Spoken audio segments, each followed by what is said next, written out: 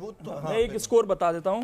पिछले 4 इनिंग का 409 बनाए हमने बांग्लादेश के खिलाफ, 373 बनाए श्रीलंका के खिलाफ, फिर 390 बनाए और 349 बनाए। तो बैटिंग तो हमारी बिल्कुल एक माशाल्लाह बार बहुत अच्छा कर रही है। बैटिंग पर भी नजर डाल लेते हैं। आज इस तरह से हुआ, ईशान किशन 5 रनों की पारी खेली, 14 गेंदों में 35 का स्ट्राइक रेट। आज ईशान किशन का बल्ला चला नहीं है, हालांकि दोहरा शतक इनके नाम भी है और इन्होंने भी दोहरा शतक बांग्लादेश के खिलाफ उस वनडे मैच में लगाया था, साल खत्म किया था। सूर्य कुमार यादव, जिनसे हम उम्मीद करते हैं कि कम से कम शतक तो निकाल कर दीजिए, और वनडे में इनका भी थोड़ा सा हाल डामाडोल टाइप ही लग रहा है। 31 रनों की पारी इन्होंने खेली, 26 गेंदों में 119 रन बनाए। हालांकि सूर्य कुमार यादव को मौके मिलेंगे तो निश्चित तौर पर भुनाना कैसे उन मौकों को, ये सूर्य कुमार यादव को अच्छे से आता है। अच्छी स्ट्राइक रेट से खेल रहे थे, हालांकि एक कहते हैं कि एक ही गेंद लगती है आपको आउट होने के लिए। हार्दिक पांड्या 73 का स्ट्राइक रेट, 38 गेंदें खेल चुके थे, 28 रन। इनकी बल्लेबाजी बहुत बड़े सवाल खड़े कर रही है ईशा।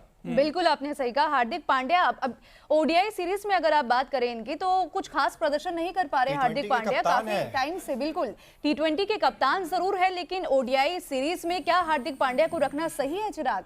और अगर आज बात करें हार्दिक पांड्या की, तो कुछ खास रोल में नजर नहीं आए हैं। वही रोहित शर्मा की बात करें तो हमेशा की तरह एक बार फिर से नाराज हुए हैं उनके फैंस। श्रीलंका के खिलाफ सबसे ज्यादा स्कोर 83 रनों का स्कोर हालांकि बनाया था, लेकिन अब न्यूजीलैंड के खिलाफ बल्ला खामोश रहा।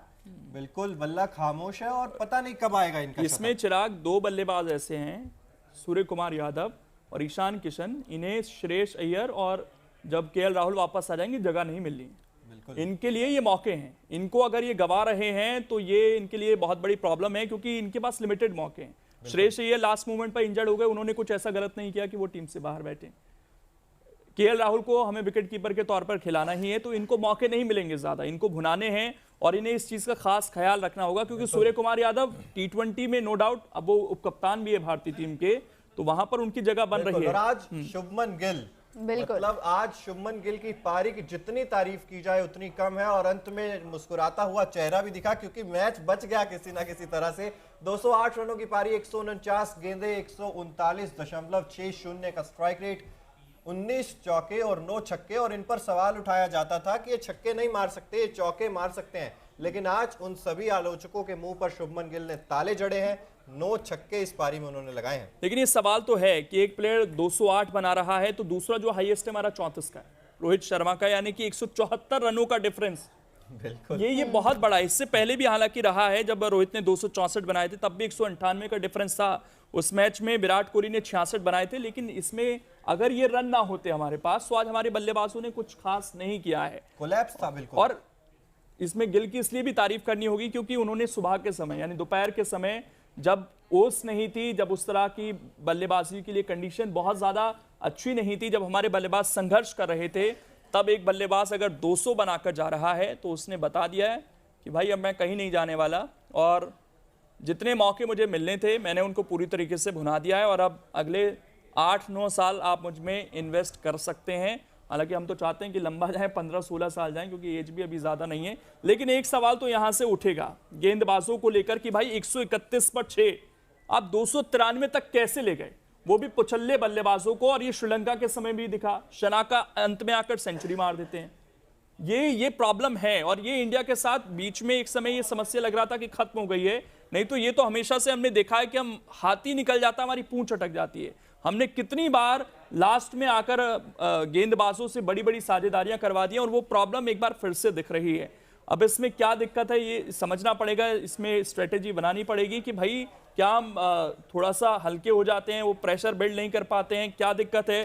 क्योंकि 131 से 6, 293 पर 7, ये जो पार्टनरशिप यहाँ पर लगी है, और ब्रेसवेल ने जिस तरीके से खेला है ना, ब्रेसवेल उतने वर्ल्ड क्लास बल्लेबाज नहीं है, ऑलराउंडर हैं, ठीक है, खेल रहे हैं गेंदबाजी में, मुख्य भूमिका उनकी स्पिन गेंदबाजी थी जो उन्हें करना था। जो उनके कप्तान हैं जिस तरीके से वो खेल गए, सेंटनर खेल गए, 57 रन बना गए वो भी, तो ये पुछल्ले बल्लेबाज हैं। इसमें कोई टॉप ऑर्डर का बल्लेबाज होता तो चलिए मान लेते कि वो एक पार्टनरशिप लेकर चला गया, लेकिन ये दोनों नीचे के बल्लेबाज थे, और ये इस तरीके से मैच, आपकी जिस तरह के रिएक्शन दिख रहे थे, वो प्लेयर्स ने मान लिया था कि ये मैच शायद निकल जाए हमारे हाथ से। बिल्कुल। और ये मतलब ये आज की कहानी नहीं है ईशा, ये कहानी अब लंबी हो चुकी है। आपके पास जसप्रीत बुमराह नहीं है, आपके पास रविंद्र जडेजा नहीं है। चर्चा तो हम कर ही रहे हैं, इसी बीच आपके सामने एक पोल भी आ रहा होगा। आपको किसका 200 रन का स्कोर सबसे अच्छा लगा? सचिन तेंदुलकर, शुभमन गिल, रोहित शर्मा, ईशान किशन? आप पोल में आपका जवाब भी दे सकते हैं, या आपको सहवाग का अच्छा लगा हो तो आप कमेंट करके बता भी सकते हैं।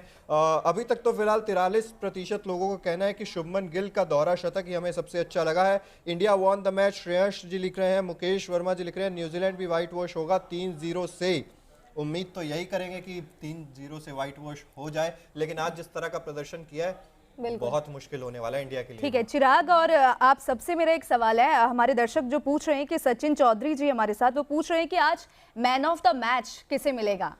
तो आपको क्या लगता है, सिराज या शुभमन गिल? देखिए शुभमन गिल, मुझे तो लगता है नो डाउट आप शुभमन गिल को देंगे, क्योंकि जिस तरह से अभी डिफरेंस की बात हम कर रहे थे, एक ने बनाए 208 और एक ने बनाए 34, तो फर्क बहुत ज्यादा है। अगर शुभमन गिल की पारी आपके पास ना होती तो आपकी बैटिंग एकदम से कोलैप्स हो चुकी होती। आप यहाँ पर शायद बहुत देर पहले इस चीज की चर्चा कर रहे होते कि भारत सीरीज में पीछे हो चुका है। तो शुभमन गिल ने आपको जो स्कोर दिया है, और ये 350 का तो हम ये भी कह रहे हैं ना कि 330 भी होता तब भी इंडिया हार गई थी ये मैच। बिल्कुल। तो यहाँ शुभमन गिल ने यहाँ पर आज 2 रिकॉर्ड भी बनाए। एक तो दोहरा शतक मारा 23 साल की उम्र में, और 19 पारियों में 1000 रन पूरे करने वाले पहले भारतीय भी बन गए। बिल्कुल, विराट कोहली और दूसरे शिखर नंबर पर धवन ने 24 पारियां ली थी इस रिकॉर्ड तक पहुंचने के लिए, लेकिन फखर जमान जो पाकिस्तान के, उन्होंने 18 पारियों में बनाए, यानी कि संयुक्त रूप से दूसरे नंबर पर भी आ गए हैं दुनिया में सबसे। इमाम उल हक के भी 19 में ही है। बिल्कुल। तो यहाँ पर 1000 रन पूरे करने वाले दुनिया के दूसरे सबसे तेज बल्लेबाज बन गए हैं। लेकिन रोहित शर्मा का फॉर्म अब समस्या बनी हुई है, कप्तानी में भी और बल्लेबाजी में भी। इसका क्या इलाज अब किया जाए, क्या विकल्प के ऊपर, क्योंकि ये तो कप्तान है और हम कह रहे हैं कि ओडीआई विश्व कप तक हमारे कप्तान रोहित शर्मा है, चाहे वनडे हो चाहे टेस्ट हो।